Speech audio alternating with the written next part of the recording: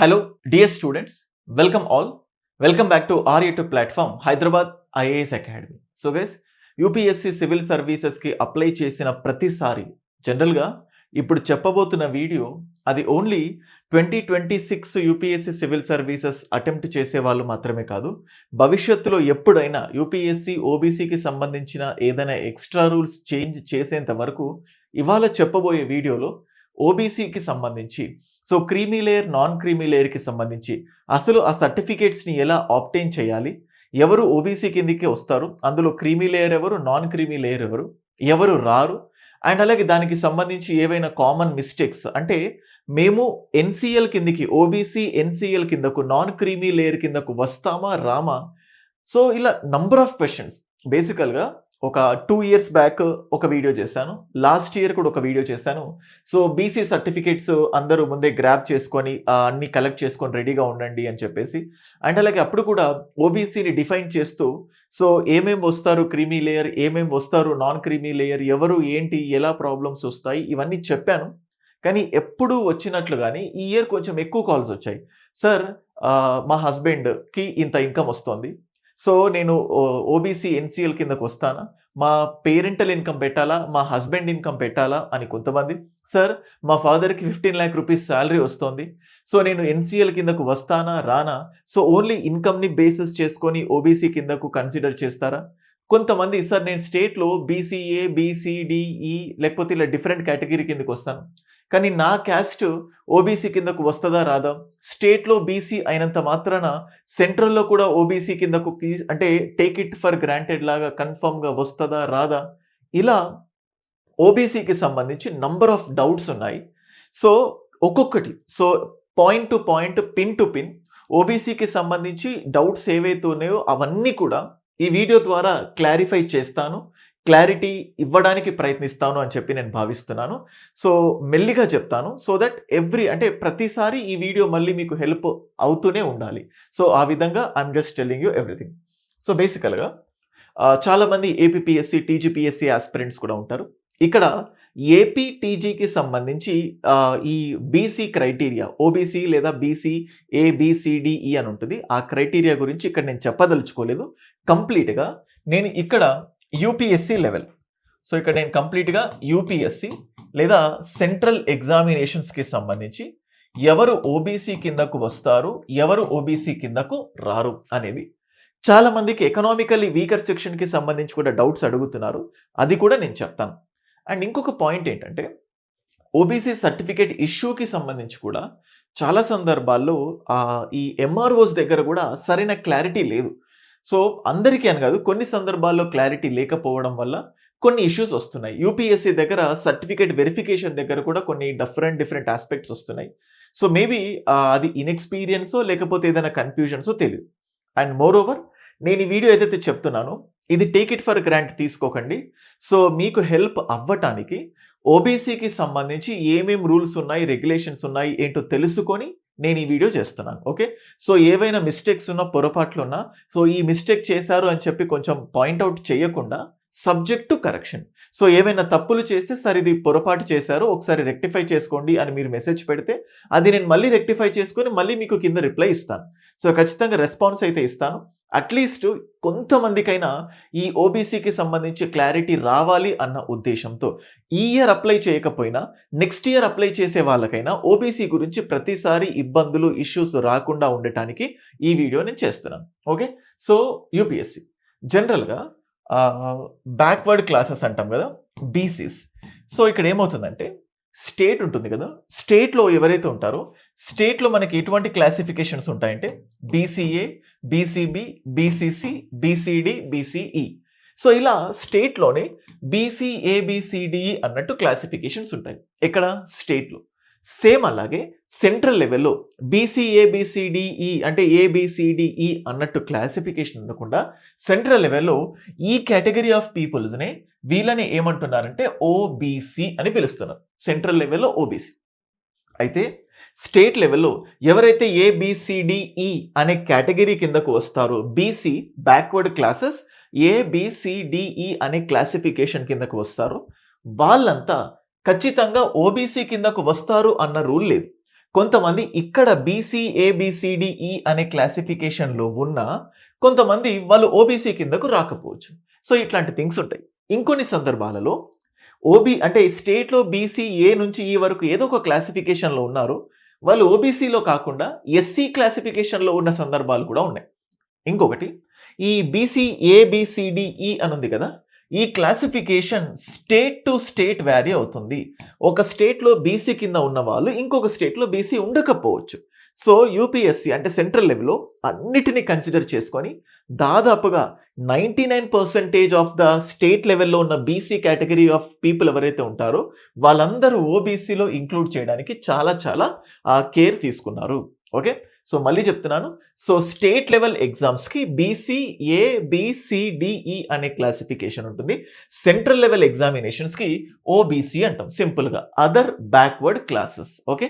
So, జనరల్‌గా ఇప్పుడు దీనికంటే ముందు వెళ్ళే ముందు సో, ఇది ఎలా అంటే మన స్టేట్‌లో ఈ కేటగరీ కిందకున్నాం. ఏనో, బీనో, సీనో, డీనో, ఈనో. మరి మేము ఓబీసీ కిందకు వస్తామా, రామా అని తెలియజేయడానికి తెలుసుకోవాలంటే ఏం చేయాలంటే జస్ట్ సింపుల్‌గా చెప్తాను చూడండి. మీరు జనరల్‌గా యూ కెన్ ఓపెన్ దిస్. ఇప్పుడు చూడండి. Just ncbc.nic.in national commission for backward classes అనే వెబ్‌సైట్ ఓపెన్ చేస్తే ఇలా మీకొస్తది. ఇలా వెబ్‌సైట్ ఓపెన్ చేసిన తర్వాత మీకు ఇక్కడ కనబడుతది చూడండి. సెంట్రల్ లిస్ట్ ఆఫ్ ఓబీసీస్ అని. Central list of OBCs. ఇక్కడ సెంట్రల్ లిస్ట్ ఆఫ్ ఓబీసీస్ అని క్లిక్ చేస్తే మీరు ఆంధ్రప్రదేశ్ అనుకోండి. సో, ఇప్పుడు ఫర్ సపోజ్ ఇక్కడ ఆంధ్రప్రదేశ్ ఉంది. మీరు దాన్ని క్లిక్ చేస్తే అంటే మీరు ఒక క్యాస్ట్ ఉంటుంది. ఫర్ సపోజ్ ఇప్పుడు బండారా అని లేకపోతే ఇక్కడ బహురూపి అని, రజక అని, దాసరి అని చెప్పి, దొమ్మర అని చెప్పి ఇలా మీ క్యాస్ట్‌కి సంబంధించి డిఫరెంట్ కేటగరీస్ ఉంటాయి. ఇవాళని మనం జనరల్‌గా యూపీఎస్సీ అప్లికేషన్ సబ్మిట్ చేసేటప్పుడు మీరు బీసీ అయితే ఒక్కొక్కసారి ఓబీసీ లిస్ట్‌లో మీ క్యాస్ట్‌కి సంబంధించి ఎంట్రీ నంబర్ అని అడుగుతది. సో, దేని కిందకి వస్తారో మీరు చూడండి. సో, ఇలా టోటల్‌గా ఆల్మోస్ట్ ఇప్పుడు మనం చూస్తే ఆంధ్రప్రదేశ్ ఒక్కటే సో 112 వరకు నంబర్స్ ఉన్నాయి. సో, ఇది అయిపోయిన తర్వాత సేమ్ ఇప్పుడు if you take the case of Telangana మళ్ళీ ఇప్పుడు చూడండి. So, central list of OBC ఉంది కదా! మళ్ళీ క్లిక్ చేస్తే if you look at this Telangana. So, Telangana open తర్వాత దాదాపుగా ఏపీ, తెలంగాణ ఆల్మోస్ట్ సేమ్ ఉంటాయి. ఓకే. సో, ఇప్పుడు చూడండి మీ ఎంట్రీ, మీ క్యాస్ట్ ఏంటి? ఆ ఎంట్రీ ఏంటో చూడండి. ఇప్పుడు మీరు బీసీఏ, బీసీడీఈలో మీకు ఒక క్యాస్ట్ ఉంటది కదా! ఆ క్యాస్ట్ ఇందులో ఉందా లేదా చెక్ చేసుకోండి. ఇందులో ఉండి దాని ఎంట్రీ నంబర్ ఒకటి నోట్ చేసుకోండి. ఇందులో ఉందంటే you will definitely come under OBC. Okay. So, me caste ఏదైతే ఉంటుందో ఈ క్యాస్ట్ సెంట్రల్ లెవెల్‌లో ఓబీసీకి సంబంధించి లిస్ట్ ఏదైతే ఉంటుందో ఆ లిస్ట్‌లో గనక మీ క్యాస్ట్ ఉంటే మీరు ఓబీసీ కిందకు వచ్చేసినట్టు. సార్ ఒకవేళ మా క్యాస్ట్ ఓబీసీ కిందకు లేకపోతే ఏంటి పరిస్థితి? అంటే దాని మీనింగ్ ఏందంటే మీరు ఓబీసీ కేటగరీ కిందకు రారు. రారు అంటే మీనింగ్ ఏంటి? ఓబీసీ కిందకు మాత్రం రారు. దాని మీనింగ్ మీరు జనరల్ కేటగరీ కిందకు వస్తారని కూడా కాదు. కొన్ని సందర్భాల్లో ఎస్సీ కేటగరీ కిందకు రావచ్చు. సో, ఎస్సీ కేటగరీ కింద కూడా రాలేదనుకోండి ఆబ్వియస్‌గా ఎస్టీ కింద కూడా రాదు. మేబీ ఏదైనా ఛాన్సెస్ ఉంటే రావచ్చు. ఇప్పుడు ఎస్సీలో లేదు, ఎస్టీలో లేదు, ఓబీసీలో కూడా లేనట్టే. సో, లేకపోతే ఆబ్వియస్‌గా మనల్ని ఏమని పిలుస్తారు? జనరల్ కేటగరీ అని పిలుస్తారు. General category. So, general category కిందకొస్తాం కాబట్టి ఇలాంటి వాళ్ళకి ఒక ఆప్షన్ ఉంటుంది. ఎకనామికల్లీ వీకర్ సెక్షన్ అప్లై చేసుకోవచ్చు. సో, అది వన్ ఆప్షన్. ఓకేనా? సో, ఫస్ట్ ఆఫ్ ఆల్ ఈ స్టేట్‌లో ఉన్న వాళ్ళంతా ఓబీసీ ఉంటే అంటే బేఫికర్ మీరు ఓబీసీ కిందకొస్తారు. సో, ఫైన్ ఓబీసీ కిందకొస్తారు. ఇప్పుడు ఈ ఓబీసీ కిందకొచ్చేసాం కదా! నెక్స్ట్ ఎలా అప్లై చేయాలి? ఎలా అప్లై చేయాలి? జనరల్‌గా మనకు ఈ మీ సేవ ఉంటుంది కదా! మీ సేవ దగ్గరికెళ్ళి నేను ఓబీసీకి అప్లై చేస్తున్నాను అని చెప్పేసి వెళ్తే అప్లై చేసేటప్పుడు మీరు స్టేట్ పోస్ట్స్‌కి అప్లై చేస్తున్నారా? లేకపోతే సెంట్రల్ పోస్ట్స్‌కి అప్లై చేస్తున్నారా అని అడుగుతారు. ఖచ్చితంగా సెంట్రల్ లెవెల్ పోస్ట్స్‌కి అప్లై చేస్తున్నామని ఆప్షన్ క్లిక్ చేస్తే అదొక ప్రొఫార్మా ఒక ఫార్మాట్ ఇస్తది. ఆ ఫార్మాట్‌లోనే సో, అది ఎలా ఉంటదంటే అది జనరల్‌గా మీ సేవలో డిఫాల్ట్‌గా వస్తది.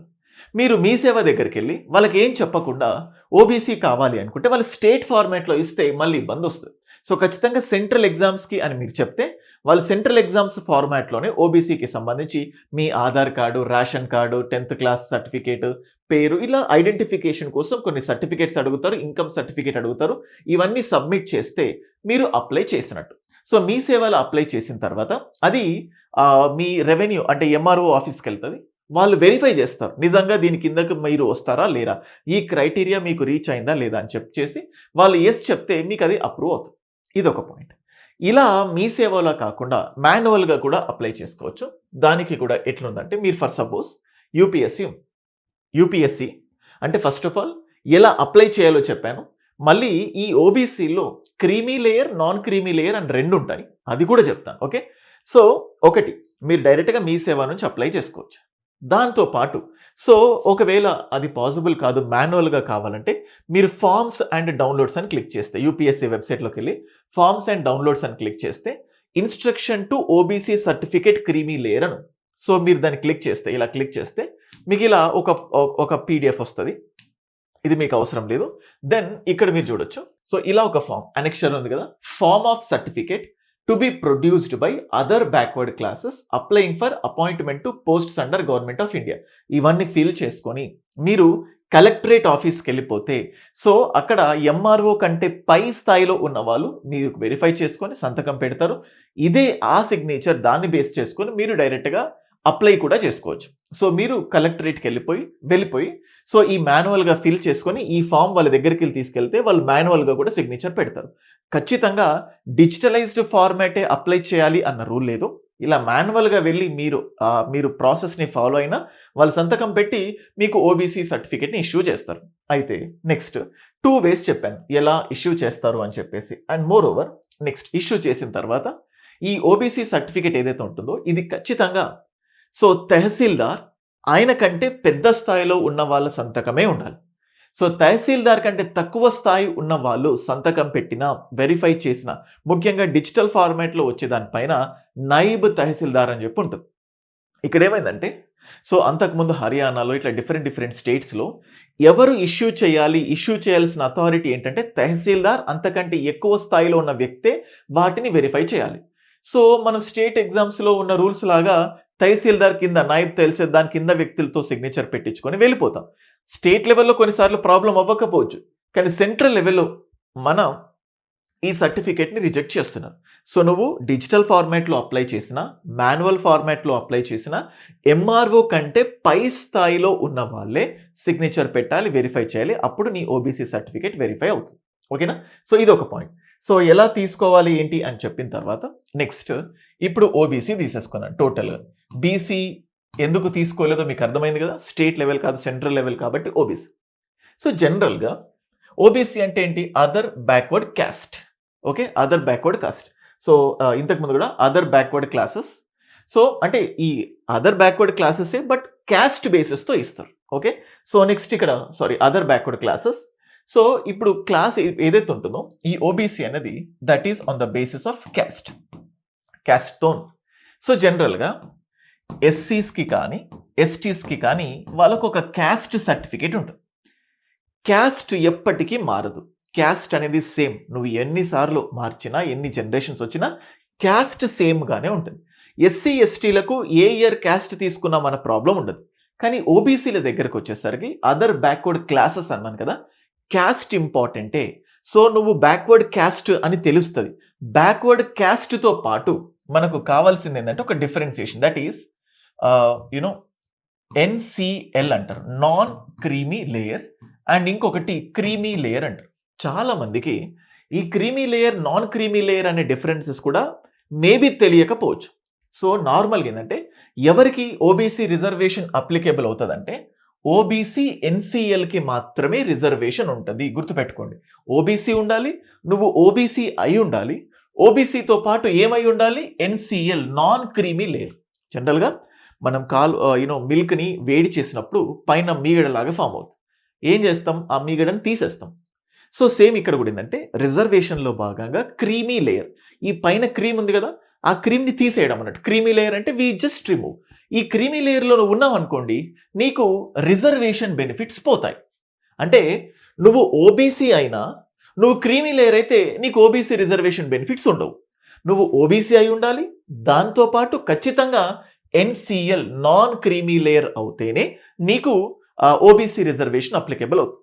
నెక్స్ట్ ఈ ఓబీసీలో ఎన్‌సీఎల్ దగ్గర కూడా నంబర్ ఆఫ్ పీపుల్‌కి ఎన్నో డౌట్స్ ఉన్నాయి. ఆ డౌట్స్ని కూడా నేను క్లారిఫై చేస్తాను. Okay, so as I told you from the కొన్నిసార్లు మరీ మెల్లగా చెప్పినట్టు అనిపిస్తే మీరు కోపం తెచ్చుకోకండి. బిగినర్స్ ఉన్నారు, ఏమీ తెలియని వాళ్ళు, వాళ్ళకు తెలియాలి అన్న ఉద్దేశంతోనే ఇది నేను చేస్తున్న ప్రయత్నం. Okay, before proceeding to this, next a small announcement. So you can see the faculties over here. Hyderabad IAS academy. So in a small నట్షెల్లో చెప్తున్నాను, హైదరాబాద్ ఐఏఎస్ అకాడమీలో ఉన్న బెస్ట్ ఫీచర్స్ ఏంటంటే మొత్తం యూనో సో ఎవరైతే అడ్మిషన్ తీసుకుంటారో జనరల్గా కొంతమంది ముందు నుంచే ప్రిపేర్ అవుతారు, కొంతమందికి తీసుకున్న ఫస్ట్ ఇయరే క్వాలిఫై అవ్వకపోవచ్చు. 1 year 2 years వ్యాలిడిటీ ఉన్నప్పుడు మళ్ళీ వాళ్ళు డబ్బులు పే చేయాల్సి ఉంటుంది. సో హైదరాబాద్ ఐఏఎస్ అకాడమీలో ఉన్న యూనిక్ ఫీచర్ ఏంటంటే నువ్వు ఎప్పుడైనా తీసుకో. కొంతమంది ఇంటర్మీడియట్ ఉంటూ ప్రిపేర్ అవుతారు, 10th క్లాస్లో ఉంటూ సివిల్స్కి ప్రిపేర్ అవుతారు, డిగ్రీ చేస్తూ గ్రాడ్యుయేషన్ చేస్తూ ప్రిపేర్ అవుతారు. ఎవరు ఎప్పుడు తీసుకున్న అడ్మిషన్, సో అది ఆఫ్లైన్ అయినా, మీరు ఆఫ్లైన్ అడ్మిషన్ తీసుకున్నా, ఆన్లైన్ అడ్మిషన్ తీసుకున్నా, ఎందుకంటే కొంతమంది గ్రాడ్యుయేషన్ చేస్తూ అప్పుడప్పుడు క్లాస్కి వస్తారు, అప్పుడప్పుడు ఆన్లైన్లో వింటారు. సో ఆఫ్లైన్లో ఆన్లైన్లో ఏ అడ్మిషన్ తీసుకున్నా, సో బేసికల్గా ఏమవుతుందంటే మీకు ర్యాంక్ వచ్చేంత వరకు, మీకు ఈ ఇయర్లో ర్యాంక్ వస్తుందో, నెక్స్ట్ ఇయర్ వస్తుందో, ఎప్పుడు వస్తుందో ర్యాంక్ వచ్చేంత వరకు వ్యాలిడిటీ ఉంటుంది. నెక్స్ట్ మన దగ్గర ఎక్స్క్లూజివ్ ఆఫ్లైన్ తీసుకున్న వాళ్ళకు ఫ్రీ ఆన్లైన్ ఉంటుంది. ఫ్రీ ఆన్లైన్, సో అంటే ఆన్లైన్ తీసుకుంటే ఆఫ్లైన్ ఫ్రీ కాదు, ఆఫ్లైన్ తీసుకున్న వాళ్ళకు ఆన్లైన్ ఫ్రీ. సో మీరు ఒక్కసారి ఆఫ్లైన్ అడ్మిషన్ తీసుకుంటే మీరు ఎప్పుడైనా క్లాస్కి రావచ్చు, ఎప్పుడైనా ఆ రోజు క్లాస్ అర్థం అవ్వకపోయినా మీరు ఆన్లైన్లో క్లాసెస్ వినొచ్చు, ర్యాంక్ వచ్చేంత వరకు వ్యాలిడిటీ. నెక్స్ట్ హైదరాబాద్ ఐఏఎస్ అకాడమీలో we're having a reading room. So మీరు క్లాస్ విన్న తర్వాత బయటికి వెళ్లకుండా ప్రిమైసెస్లోనే డైలీ రీడింగ్ రూమ్ని యూటిలైజ్ చేసుకోవచ్చు. నెక్స్ట్ వెరీ లిమిటెడ్ బ్యాచ్కి 30 మెంబర్స్ మాత్రమే ఉంటారు. 30 మంది కంటే ఏ రోజు క్లాస్లో ఒక్క వ్యక్తి కనిపించాడు. ఇలా ఉండటం వల్ల సో ఫ్యాకల్టీ చాలా ఎక్స్క్లూజివ్గా చెప్పగలుగుతారు, స్టూడెంట్స్ వినగలుగుతారు. ఎవ్రీడే క్లాస్ అయిపోయిన తర్వాత at least 15 minutes faculty will be available to the students. Students వాళ్ళు రాసిన ఆన్సర్స్ని ఇవాల్యుయేట్ చేసుకోవడం కానీ, సో వాళ్ళకున్న డౌట్స్ని సాల్వ్ చేయడం కానీ ఎవ్రీడే 15 minutes ఖచ్చితంగా అవైలబుల్ ఉంటారు. అండ్ అలాగే ఎవ్రీ వీక్ ఖచ్చితంగా మీకు ఏదైతే క్లాసెస్ అయ్యాయో దానిపైన టెస్ట్ ఉంటుంది, టెస్ట్ లేని వీక్ అంటూ ఉండదు. సో ఇన్ని ఫీచర్స్ ఏవైతే ఉన్నాయో ఇవన్నీ చెప్తున్నారు కదా, మరి నిజంగా మంచి క్వాలిటీ ఇస్తారా లేదా అనే డౌట్ ఉంటుంది. సో దాన్ని బేస్ చేసుకొని మీకు మంచి క్వాలిటీ క్లాసెస్ ఇస్తున్నామా లేదా అని చెప్పడానికి మేము చెప్పే కంటే మీకే ఫ్రీగా డెమో క్లాసెస్ ఇస్తున్నాం. Free demo classes. ఎన్ని రోజులు free demo? 1 day 2 day 3 day కాదు, 5 days, 5 రోజులు. ఏ క్లాస్ అయినా ఎప్పుడైనా, ఫర్ సపోజ్ మీరు కొత్త బ్యాచ్ అని చెప్పినప్పుడు స్పెషల్గా డెమో క్లాసెస్ ఉండవు. మీరు ఏ రోజైనా అకాడమీకి రండి, డైరెక్ట్గా ఏదో ఒక పర్టికులర్ క్లాస్కి వెళ్ళి వినండి. మా ఇంటెన్షన్ మీకు కాన్సెప్ట్ చెప్పడం కాదు, ఏ రోజైనా స్టూడెంట్కి అర్థమయ్యే విధంగా క్లాసెస్ చెప్తున్నామా లేదా అనేది మ్యాటర్. సో 5 డెమో క్లాసెస్ విన్న తర్వాత, నచ్చిన తర్వాత అక్కడ ఎగ్జిస్టింగ్ స్టూడెంట్స్తో డిస్కషన్, ఎగ్జిస్టింగ్ స్టూడెంట్స్తో ఈ అకాడమీ బాగుందా, బాగా చెప్తున్నారా, సో మనకు అర్థమయ్యేట్టుగా ఉందా, వాళ్ళతో చెప్తేనే, వాళ్ళతో మాట్లాడిన తర్వాత నచ్చితేనే మీరు జాయిన్ అవ్వచ్చు. సో ఇవన్నీ ఫీచర్స్ మళ్ళీ ఇన్ని ఉన్నాయి కదా, ర్యాంక్ వచ్చేంత వరకు కదా, ఎక్కువ ప్రైస్ ఏమో అనుకుంటారు. Very very affordable price. Hyderabad మొత్తంలో కల్లా వెరీ లోయెస్ట్ ప్రైస్, ఇండియా మొత్తంలో కల్లా కూడా lowest price. Okay, so exclusive offline తీసుకుంటే ఆన్లైన్ ఫ్రీ, ఓన్లీ ఆన్లైన్ తీసుకున్న ర్యాంక్ వచ్చేంత వరకు వ్యాలిడిటీ ఉంటుంది. సో మేము ఇస్తున్న అన్ని ఫీచర్స్ కంబైన్డ్గా ఏ ఒక్కరు చెప్పినా మా ఇన్స్టిట్యూట్లో జాయిన్ అవ్వకండి. And this is our faculty team. Okay, so then as I told you we're discussing about NCL. So NCL and creamy layer. So first of all creamy లేయర్లో ఉంటే రిజర్వేషన్ రాదు, ఓన్లీ ఎన్సిఎల్ కిందకి రావాలి. So ఇప్పుడు next NCL. So ఒకటి OBC ఉండాలి, ఓబీసీతో పాటు మనం ఏమని ఉండాలి, ఎన్సిఎల్, నాన్ క్రీమీ లేయర్. ఇప్పుడు మీ దగ్గర జస్ట్ ఓబీసీ సర్టిఫికేట్ మాత్రమే ఉంది. నేను ఓబీసీ కిందకు వస్తాను, I belong to so and so caste, ఈ క్యాస్ట్ వల్ల that will come under OBC అని చెప్పి మీకు వస్తుంది. ఓబీసీ వచ్చిన దాంతో పాటు ఖచ్చితంగా మనకేం కావాలి, so you belong to OBC non creamy layer అని ఖచ్చితంగా 2 ఉంటేనే అప్లికేబుల్ అవుతుంది, non creamy layer. So non creamy layer దగ్గర ఇంతకుముందు చెప్పిన చాలా మంది డౌట్స్ ఏంటంటే, నాన్ క్రీమీ లేయర్ దగ్గర ఇన్కమ్ సోర్సెస్ అంటే వాళ్ళకి ఏదైతే ఇన్కమ్ వస్తుందో ఆ ఇన్కంలో సాలరీ రూపంలో వచ్చే ఇన్కమ్ని వాళ్ళు కౌంట్ చెయ్యరు. అండ్ అలాగే అగ్రికల్చర్ రూపంలో వచ్చే ఇన్కమ్ ఏదైతే ఉంటుందో దాన్ని కౌంట్ చేయరు. సో చాలామంది ఎన్సీఎల్ అనగానే జస్ట్ 8 lakhs 8 లక్షలు దాటిందా నేను ఎన్సీఎల్ కిందకు రాను అన్న కంక్లూజన్లో ఉంటారు. మళ్ళీ చెప్తున్నాను, 8 లక్షలు దాటకూడదు, కానీ 8 లక్షలు దాటితే ఆ ఇన్కమ్ ఏ రూపంలో దాటింది అనేది important. So I'm just telling you, for suppose ఇప్పుడు ఇన్కమ్ అన్నాను కదా, ఇన్కమ్ ఎప్పుడైనా కూడా ఇన్కమ్ని కౌంట్ చేసేటప్పుడు ఓన్లీ పేరెంట్స్ ఇన్కమ్ని మాత్రమే కౌంట్ చేస్తారు. సో ఓబీసీని క్యాలిక్యులేట్ చేసేటప్పుడు whose income will be counted only parents ఇన్కమ్ని మాత్రమే. ఇప్పుడు ఒక అమ్మాయి అప్పటి వరకు పేరెంట్స్ ఇన్కమ్ బేసిస్తోనే ఉంది, రేపు పెళ్ళైంది, పెళ్ళి అయినా కూడా సో పేరెంట్స్ ఇన్కమ్నే రెఫరెన్స్గా తీసుకుంటారు, ఫస్ట్ పాయింట్. నెక్స్ట్ ఒక ఫ్యామిలీలో పేరెంట్స్తో పాటు అన్న, తమ్ముడు, అక్క, చెల్లి వీళ్ళందరూ ఉంటారు. వీళ్ళ ఇన్కమ్ కూడా ఎంతో దాటుతుంది, నీ ఇన్కమ్ కూడా దాటుతుంది. అండ్ చూడండి, ఇన్కమ్ ఓన్లీ ఏమని చెప్తున్నాను, పేరెంట్స్. నీకెంత వస్తుంది, నీకు 10 లక్షలు వస్తుందా, 20 లక్షలు వస్తుందా, 30 లక్షలు వస్తుందా, మీ తమ్ముడికి 10 లక్షలు, నీకు 10 లక్షలు, మీ చెల్లికింత సంబంధమే లేదు. ఓన్లీ ఏం చూస్తున్నారు, పేరెంట్స్ ఇన్కమ్ మాత్రమే, పేరెంట్స్ ఇన్కమ్ మాత్రమే. ఇవన్నీ అవసరం లేదు, ఓకేనా. Next parents income. సో ఇంకా మీరు ఏ డౌట్ అయినా పెట్టుకోండి, మదర్ అండ్ ఫాదర్ ఇన్కమ్ని మాత్రమే కన్సిడర్ చేస్తారు, ఓకే. ఈ సిబ్లింగ్స్ ఇన్కమ్ కానీ, హస్బెండ్ ఇన్కమ్ కానీ, వైఫ్ ఇన్కమ్ కానీ ఏది కూడా కౌంట్ చేయరు, only parents income will B reference. Next income అంటున్నాను కదా, ఇన్కమ్ అంటే 2 things. శాలరీ రూపంలో వచ్చే ఇన్కమ్ ఏదైతే ఉంటుందో, శాలరీ రూపంలో వచ్చే income that will not be counted, salary రూపంలో. సో కానీ ఇన్కమ్ అనగానే ట్రేడ్ రూపంలో ఏదైనా ట్రేడ్ కానీ, లేకపోతే బిజినెస్ కానీ, సో లేకపోతే ఏదైనా రెంట్స్ కానీ, ఈ రూపంలో సో ఓన్ ఆక్యుపేషన్ ద్వారా వచ్చే ఇన్కమ్ ఉంటుంది కదా, ఆ ఇన్కమ్ 8 lakhs దాటితే దెన్ ఆ పర్సన్ క్రీమీ లేయర్ కిందకు వస్తాడు. ఒకవేళ 8 lakhs దాటకపోతే ఆ పర్సన్ దేని కిందకు వస్తాడు, ఎన్సీఎల్ కిందకు వస్తారు. ఫర్ సపోజ్ ఇప్పుడు చూడండి, ఇప్పుడు ఒక వ్యక్తి పేరెంట్స్ ఉన్నారు, సో పేరెంట్స్కి ఓన్ బిజినెస్ ఉంది, సో లేకపోతే వాళ్ళకంటూ ఓన్ బిజినెస్ ఉంది, ఆ బిజినెస్ ద్వారా 10 లక్షల రూపాయలని వాళ్ళు సంపాదిస్తున్నారు అనుకోండి. సో ఆబ్వియస్గా 8 lakhs దాటింది కాబట్టి, బిజినెస్ రూపంలో వచ్చింది కాబట్టి, సో దాట్ విల్ బి వాళ్ళంతా దేని కిందకి వస్తారు, క్రీమీ లేయర్ కిందకి వస్తారు. బిజినెస్ అంటే ఏదైనా పెట్టుకోండి ఇంకా. నెక్స్ట్ ఫర్ సపోజ్ పేరెంట్స్ ఉన్నారు, సో ఆ పేరెంట్స్ ఒకవైపు బిజినెస్ చేస్తున్నారు, సో బిజినెస్ వల్ల వాళ్ళకు నెలకు 4 lakh rupees వచ్చింది బిజినెస్ వల్ల. అండ్ ఇదే పేరెంట్స్, మదర్ అండ్ ఫాదర్ లేకపోతే ఎవరో ఒకరు ఒక దగ్గర పని చేస్తున్నారు, సో ఏదో ఒక శాలరీ ఏమో 10 లక్షలు, శాలరీ 10 lakhs వచ్చింది, అండ్ వాళ్ళకు బిజినెస్ రూపంలో వస్తుంది 4 lakhs. సో 10 lakhs కౌంట్ కాదు, 4 lakhsని మాత్రమే కౌంట్ చేస్తారు, ఎందుకంటే అది ఇన్కమ్ అంటే నాన్ శాలరీడ్ ఇన్కమ్ కాబట్టి. సో శాలరీడ్ ఇన్కమ్ని కౌంట్ చేయరు, ఓకేనా. సో అర్థమైంది. ఇంకా మీరు ఏవైనా ఎగ్జాంపుల్స్ పెట్టుకోండి. ఇన్కమ్, సో ఒకవేళ మీకు ఇన్కమ్ అంటే ఈ ట్రేడ్ బిజినెస్ రూపంలో 8 lakhs దాటితే ఖచ్చితంగా వాళ్ళంతా దేని కిందకు వస్తారు, క్రీమీ లేయర్ కిందకు వస్తారు, ఓకే. నెక్స్ట్ రెంట్స్ అనుకున్నాను అనుకోండి, ఫర్ సపోజ్ మీ ఫాదర్కి ఎవ్రీ మంత్ 1 లక్ష రూపాయల శాలరీ వస్తుంది, ఎవ్రీ మంత్ 1 లక్ష రూపాయలు. సో టోటల్గా ఇప్పుడు మీ ఫాదర్ 12 lakh rupees వస్తుంది, ఎవ్రీ ఇయర్ 12 lakhs. సో మీ ఫాదర్కి 12 lakhs వచ్చిన వెంటనే నువ్వు క్రీమీ లేయర్ కిందకు వస్తావు అంటే కాదు, 12 lakhs వచ్చినా నువ్వు స్టిల్ నాన్ క్రీమీ లేయర్ కిందకు ఉంటావు. కానీ థింగ్ ఏంటంటే ఇప్పుడు మీ ఫాదర్కి సో రెంట్ రూపంలో ఉంటుంది కదా, రెంట్స్ ఉంటాయి కదా, ఎవ్రీ మంత్ ఒక 30,000 రెంట్ వచ్చింది అనుకోండి, ఎవ్రీ మంత్ 30,000 రెంట్ వచ్చింది. సో 30,000 రెంట్ వచ్చింది కాబట్టి 12 into 30 ఆల్మోస్ట్ 3.6 lakhs శాలరీ, అంటే 3.6 lakhs ఎలా వస్తుంది, రెంట్స్ రూపంలో వస్తుంది. సో అప్పుడు 3.6 lakhs అంటే బిలోనే కదా, సో ఇప్పుడు కూడా నువ్వు ఎన్సీఎల్ కిందకి వస్తావు. నెక్స్ట్ మీ ఫాదర్కి 12 lakh rupees వస్తుంది శాలరీ రూపంలో, అండ్ అలాగే మీ ఫాదర్కి రెంట్స్ రూపంలో ఎవ్రీ మంత్ 2 లక్షల రూపాయలు వచ్చింది అనుకోండి రెంట్స్ రూపంలో, అంటే ఎవ్రీ మంత్ 12 lakhs అంటే into 12 that equal to 24 lakhs. అప్పుడు మీరు క్రీమీ లేయర్ కిందకి వస్తారు.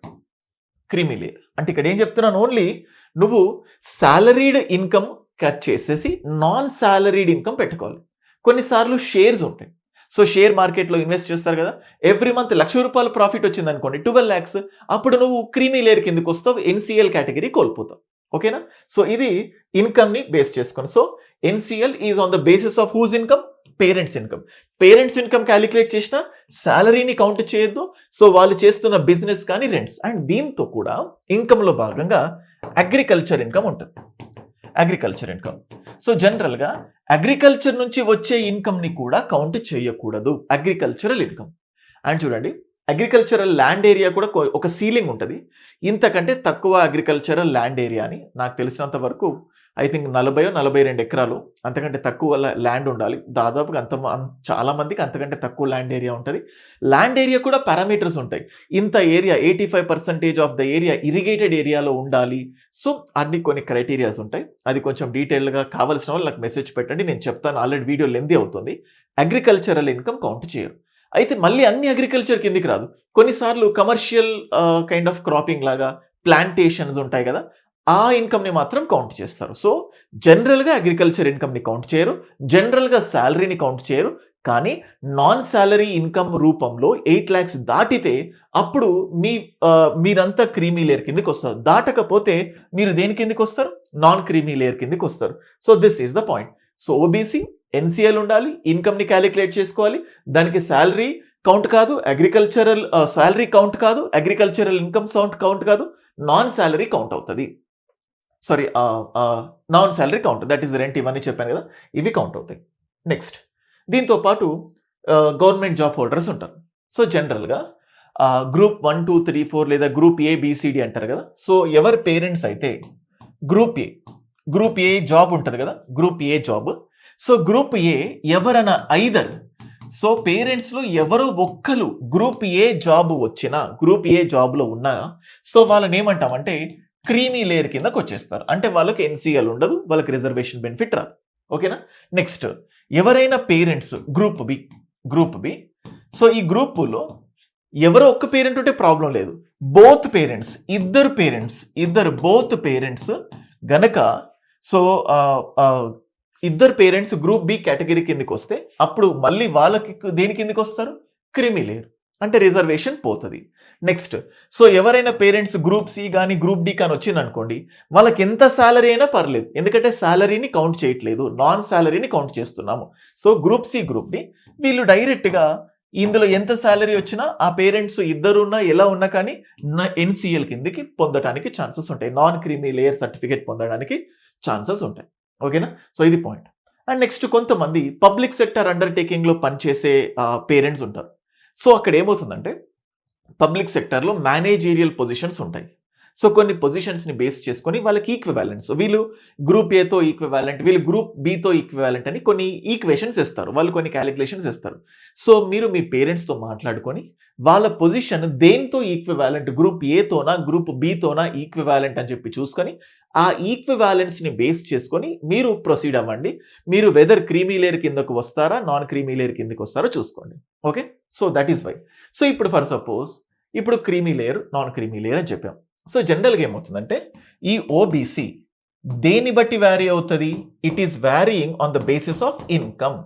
ఇప్పుడు ఫర్ సపోజ్ ఇంతకుముందు ఏం చెప్పాను? బిజినెస్ అన్నాను.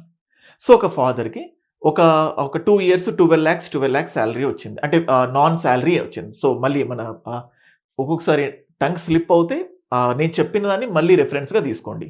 So non salary income 8 lakhs దాటింది, కానీ ఎప్పుడైతే 8 lakhs బిలో అయింది అనుకోండి, అప్పుడు ఇమ్మీడియట్గా మనం దేని కిందకి వచ్చేయచ్చు? ఎన్సీఎల్ కిందకి వచ్చేయచ్చు. ఎందుకంటే కొంతమంది అంటారంటే once an NCL is always an NCL, ఇట్లా కొన్ని అడుగుతూ ఉంటారు. మీరు లాస్ట్ ఇప్పుడు ఈ 26 ప్రిలిమ్స్ ఎగ్జామ్ ఉంది కదా, దీనికంటే 3 అంటే దీంతో పాటు దానికంటే ముందు 2 ఫైనాన్షియల్ ఇయర్స్ మీరు ఇన్కమ్ సర్టిఫికేట్స్ తీసుకోవాలి. ఆ మొత్తం 3 ఇన్కమ్ సర్టిఫికేట్స్లో నాన్ సాలరీడ్ ఇన్కమ్ గనక 8 lakhs ఒక్కసారి బిలో ఉన్నా వాళ్ళందరూ ఈ ఎన్సీఎల్ పొందటానికి ఛాన్సెస్ ఉంటాయి, ఎన్సీఎల్ వచ్చేస్తుంది. సో ఇప్పుడు ఈ వీడియో చూసి ఇమ్మీడియట్గా అంతకు ముందు 2 సంవత్సరాలు ఇమ్మీడియట్గా పొందడం కష్టం. అది ఎందుకంటే పాత ఇన్కమ్ సర్టిఫికేట్స్ ఎప్పుడు డ్రా చేసుకోలేం. ఇప్పటికిప్పుడు వెళ్తే ఈ ఫైనాన్షియల్ ఇయర్ మాత్రమే ఇస్తారు. ఫర్ సపోజ్ ఈ ఫైనాన్షియల్ ఇయర్లో కనుక మీ ఫాదర్ యొక్క ఇంతకుముందు చెప్పిన అన్ని క్రైటీరియాస్ బేసుకొని 8 lakhs బిలో ఉండి నువ్వు ఎన్సీఎల్ కేటగిరీ కిందకు వచ్చావు, నువ్వు ఒక్కసారి ఎన్సీఎల్ కిందకు వస్తే నువ్వు ఓబీసీ కిందకు కంటిన్యూ అయిపోతావు. నీకు ఓబీసీ ఎన్సీఎల్ వస్తే నువ్వు ఆ రిజర్వేషన్ని పొందుతావు. ఓకే. సో అంటే ఈ ఎప్పుడైతే అప్లై చేస్తున్నావో దానికి తో పాటు ఇంకొక 2 లాస్ట్ 3 ఫైనాన్షియల్ ఇయర్స్లో ఏ ఒక్కసారి నీకు ఎన్సీఎల్ వచ్చినా నువ్వు రిజర్వేషన్ని క్లెయిమ్ చేసుకోవచ్చు. ఒకసారి వచ్చి ఒకసారి పోయి ఇలాంటి చేంజెస్ అవుతూ ఉంటాయి. సో అలాగా ఇదే కాంటెక్స్లో ఎకనామికల్ వీకర్ సెక్షన్స్కి కూడా కొన్ని కన్ఫ్యూజన్స్ ఉన్నాయి. అది చెప్పాలన్నా కూడా I will take a time, I will definitely explain you. Okay. So ఇది నేను చెప్పింది మీకు చాలా క్లియర్‌గా అర్థమైందనుకుంటున్నాను. సో మీరు మాన్యువల్‌గా కూడా ఈ ఓబీసీ ఎన్‌సీఎల్‌ని పొందవచ్చు. డిజిటల్ ఫార్మాట్‌లో కూడా పొందవచ్చు. డిజిటల్ ఫార్మాట్ కావాలంటే మీ సేవాకెళ్తే వాళ్ళు చెప్తారు ఎలా ఏంటి అని. మాన్యువల్‌గా కావాలి అంటే సో డైరెక్ట్‌గా కలెక్టరేట్ దగ్గరికెళ్లి మీరు అప్లై చేసుకొని డైరెక్ట్‌గా మాన్యువల్‌గా పొందొచ్చు. ఎవరైనా తహసీల్దార్ కంటే అప్పర్ క్యాడరే అయి ఉండాలి. సో చిన్న వీడియోలో మీకు అర్థమయ్యే విధంగా అన్నీ ఎక్స్‌ప్లెయిన్ చేయాలి అని ప్రయత్నించాను. ఏదైనా తప్పు చెప్పినా, ఏదైనా మీ క్వెషన్స్ ఉంటే నేను ఆన్సర్ చేయకపోతే కింద కామెంట్ సెక్షన్‌లో తెలియజేయండి. లేదా నా నంబర్ ఇస్తున్నాను 9110 556858 ఇది నా వాట్సాప్ నంబర్. సో ఎవరైనా సివిల్ సర్వీసెస్‌కి ప్రిపేర్ అవ్వాలి అనుకున్నా, సో ఏదైనా డౌట్స్ ఉన్నా, ఈ ఓబీసీ సర్టిఫికేట్స్ అయినా, economically weaker sections related certificate అయినా నాకు మెసేజ్ పెట్టండి. నేను డెఫినిట్‌గా మీకు రెస్పాండ్ అవుతాను. అంటే ఒక బీసీఏ, బీసీడీఈ అందరూ కూడా ఓబీసీ కిందకు వస్తారా లేదా ఎలా చూసుకోవాలని చెప్పి మీకు ప్రాసెస్ చెప్పాను. ఫార్మ్స్ ఎలా డౌన్‌లోడ్ చేసుకోవాలని చెప్పి అది కూడా చూపించాను. మీకు ఒకవేళ ఫార్మ్స్ కావాలంటే డైరెక్ట్‌గా నాకు మెసేజ్ పెట్టండి. ఆ ఫార్మ్స్ పీడీఎఫ్ పంపిస్తాను. సో మీ క్యాస్ట్ ఉందా లేదా మీరు చెక్ చేసుకోండి. అది కూడా నన్ను చెక్ చేయమని చెప్పకండి. దొరక్కపోతే నాకు అడగండి అర్థమవుకో చెప్తాను. ఓకే. ఇప్పుడు ఫైనల్‌గా సెంట్రల్ లెవెల్ ఓబీసీ లిస్ట్‌లో మీ బీసీ ఏబీసీడీఈ అనే కేటగిరీ క్యాస్ట్ లేదనుకోండి, మీరు ఎకనామికల్లీ వీకర్ సెక్షన్‌కి అప్లై చేసుకోవడానికి ఛాన్సెస్ ఉంటాయి. Economically weaker section criteria meet అవ్వాలి. లేదు ఒకవేళ ఎస్సీ, ఎస్టీలో మేబీ ఉన్నదో లేదో చెక్ చేసుకోండి. ఓకేనా? So that's how. I hope ఈ వీడియో మీకు ఖచ్చితంగా నచ్చిందని అనుకుంటున్నాను. అండ్ రిక్వెస్ట్ చేస్తున్నాను అవసరమై ఇలాంటి వీడియోస్ చేయడానికి ఎంతో టైం పడతది రిసర్చ్ చేయడానికి. సో అంత టైం పట్టింది కాబట్టి మీకు వీడియో నచ్చితే, మీ క్వెషన్స్‌కి ఆన్సర్ చేసినట్లయితే ఒక లైక్ చేసుకోండి. మీ ఫ్రెండ్స్‌కి వీడియోని షేర్ చేయండి. ఛానెల్‌కి సబ్స్క్రైబ్ చేసుకోండి. ఎవరైనా సివిల్ సర్వీసెస్‌కి ప్రిపేర్ అవ్వాలి, వాళ్ళకి బెస్ట్ గైడ్ కావాలి, మెంటర్ కావాలి, పేరెంట్స్ కూడా ఈ వీడియో చూస్తారు. సో మీ పిల్లలకి ఏదైనా గైడెన్స్ కావాలి అని ఏదైనా ఇది నా వాట్సాప్ నంబర్. నా పేరు రోహిత్. మీరు మెసేజ్ పెట్టొచ్చు. I am the director of Hyderabad IAS academy. నేను UPSC civil services 6 attempts complete అయిపోయాయి. సో అండ్ ఇందులో 2 టైమ్స్ ఇంటర్వ్యూకి వెళ్ళాను. 5 యూపీఎస్సీ మెయిన్స్ రాశాను. అండ్ 2 టైమ్స్ జూనియర్ రిసెర్చ్ ఫెలోషిప్‌ని క్రాక్ చేశాను పొలిటికల్ సైన్స్‌లో. పొలిటికల్ సైన్స్ ఆప్షనల్ టీచ్ చేయడంతో పాటు హైదరాబాద్ ఐఏఎస్ అకాడమీలో చీఫ్ మెంటర్‌గా ఉంటున్నాను. గత 8 ఇయర్స్‌గా డిఫరెంట్ కాంపిటీటివ్ ఎగ్జామ్స్‌కి ఇండియన్ పాలిటీ సబ్జెక్ట్‌ని టీచ్ చేస్తున్నాను. This is my experience. ఇంకేదైనా కావాలనుకుంటే మెసేజ్ పెట్టండి. డెఫినిట్‌గా I will get back to you. Thank you.